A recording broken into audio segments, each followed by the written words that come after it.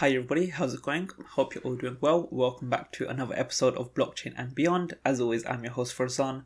On today's episode, we're going to be talking about the Lightning Network. And that's because I think the Lightning Network is such an important part of the Bitcoin network's development and future, and actually solves a lot of problems that we currently face. So might as well just start it from the top. So the Lightning Network is a second layer added to Bitcoin's blockchain that allows for off-chain transactions. And within the Lightning Network, you can create channels. And a channel is a two-party transaction method in which parties can make or receive payments with each other. And this layer 2 solution enhances the scalability of the blockchain by managing all of these transactions outside of the blockchain while still benefiting from the blockchain's decentralized and secure nature. So the context for this is to do with scalability. So a product needs to be scalable before it can, see additional adoption.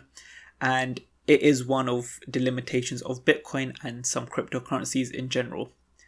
So if a blockchain has been properly scaled, it can handle many more transactions than it possibly can. Theoretical limits are up to millions of transactions per second. And in this context, the Lightning Network charges very low fees. That means more people will be able to use it, which can increase the number of transactions per second. And it allows for more use cases such as micropayments, which can solve one of the problems that has been proposed, which is, can you buy coffee with crypto? And this is because the Lightning Network can speed up processing time and actually reduce the end user's costs of transactions when using Bitcoin. So Bitcoin's Lightning Network was actually proposed in 2015 by two individuals, Thaddeus Dreiger and Joseph Poon, in a paper titled The Bitcoin Lightning Network. And in this paper, it describes an off-chain protocol made up of payment channels.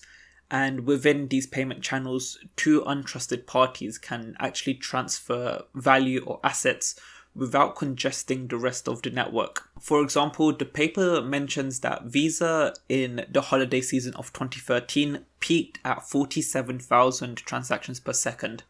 So for Bitcoin to come anywhere close to Visa's transactions per second, it would have to manage 8 gigabytes worth of transactions per block, which is nowhere near the capabilities of the current blockchain. And for reference, each block in Bitcoin is currently only 1 megabyte, which means there would have to be an immense amount of scale, which comes with its host of other problems, which actually prevent it from happening. So as a result, these Lightning Network payment channels were made to address Bitcoin's lack of scalability, as the channels allow for various and smaller transactions to exist without congesting the rest of the network. But how does the Lightning Network work? So the protocol enables the creation of peer-to-peer payment channels between two parties, for example, between a customer and a coffee shop, which is an example we'll go into more detail. And once this channel has been created, it allows them to send an unlimited amount of transactions that are instant as well as inexpensive. And this effectively acts as a ledger of each transaction between the two parties, and can allow users to pay for smaller amounts of goods and services such as coffee or snacks without impacting the Bitcoin network. So to actually create these payment channels, the payer must first lock a certain amount of Bitcoin into the Lightning Network. And once this Bitcoin is locked in, the recipient can actually invoice amounts of it as they seem fit. So for example, if I was to lock in half a Bitcoin, I can make effectively up to half a Bitcoin's worth of transactions. And from my understanding, this is all in terms of net values. So if I was to deposit half a Bitcoin and I was to use 0.1 of a Bitcoin and then receive 0.1 of a Bitcoin, my capacity would still be 0.5 Bitcoin that I'm able to actually send and transact with. And I can actually add more Bitcoin to this quite easily without actually closing or modifying my channels. Eventually, when these two parties decide to finish all of their transactions, they can close the channel.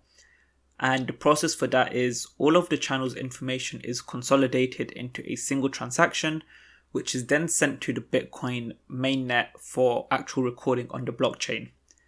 And this consolidation ensures that if there are hundreds or even thousands of small transactions, they do not spam the network all at once, rather they are coagulated into a single transaction, which actually takes less time and effort for these nodes to validate. So without these payment channels, all of these small transactions would actually congest the network far more and actually block other transactions from being carried out. So for example, say you have a coffee shop which you go to every day to buy some coffee and you want to pay in Bitcoin, you can actually choose to make a small transaction for each coffee. But due to Bitcoin scalability issues, the transactions can take up to an hour to validate. And you'll also have to pay high network fees even though you're making a small transaction. With the Lightning Network, you can open up a payment channel with the coffee shop, and each coffee purchase is recorded within that channel and the shop still gets paid. The transaction is cheap and pretty much free for you to use, as well as almost instant. And then when the Bitcoin that started the channel is spent, you can actually choose to close the channel or to add more Bitcoin to it. And when this channel is closed, all of the transactions will be recorded onto the Bitcoin blockchain. So obviously we can now talk about some of the pros of the Lightning Network, which have already been mentioned. But the main ones that are the transactions are faster and cheaper, and you can enable micropayments in a way that wasn't possible before without congesting the network. The other benefit is that the Lightning Network is actually just straight up connected to the Bitcoin blockchain, as it is a layer 2 solution, meaning it actually benefits from all of the security features of the Bitcoin mainnet, and can actually extend and build upon these by implementing smart contracts, which is something which is not inherent to Bitcoin and can enable a lot of functionality.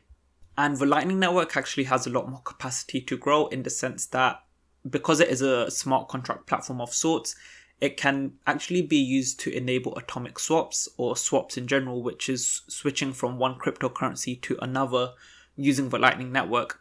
And this would actually be a game changer for Bitcoin and the Bitcoin blockchain, as it will allow a lot more functionality and effectively mean more people can use it as a single unified platform. That all being said, there's actually one major downside to the Lightning Network. You actually have to use a wallet that is compatible with the Lightning Network to actually take advantage of it. So there are a number of wallets which are available, but it's not the same as using a normal Bitcoin wallet. So the idea is eventually all wallet providers will implement the Lightning Network, meaning that all users can send these fast instant transactions without having to wait a long time for it to be verified. And across the world, we're seeing more and more adoption of the Lightning Network. So the first and probably obvious example would be El Salvador. So their wallet system is being used by many millions of people across the country, and this all implements the Lightning Network. So anyone can pay for goods and services in El Salvador. There's tons of videos about people buying from Starbucks and McDonald's using the Lightning Network in a way which is pretty much instant, and on the receipts they show that they hardly pay anything in terms of fees.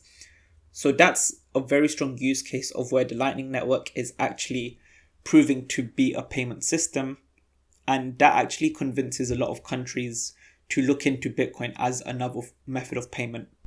And recently, during the Bitcoin 2022 conference in Miami, Jack Mallers, who is the CEO of Strike, actually announced a large partnership with the Lightning Network and the e-commerce platform Shopify.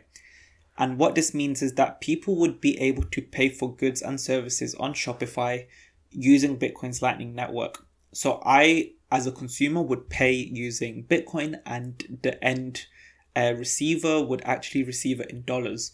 So it would use Strike as a payment gateway to help facilitate this transaction. This means anyone can choose to use whichever payment they like. They can still use their credit cards if they want, but they can still also use their Bitcoin if they really wanted to. And this also solves another problem where companies who accept Bitcoin may not necessarily want to hold Bitcoin. So everyone has the freedom of choice to use whichever payment system they want, and the end vendors actually also have freedom to receive it in dollars if they wish. However, I'm sure they can also receive their payment in Bitcoin if that is another option for them.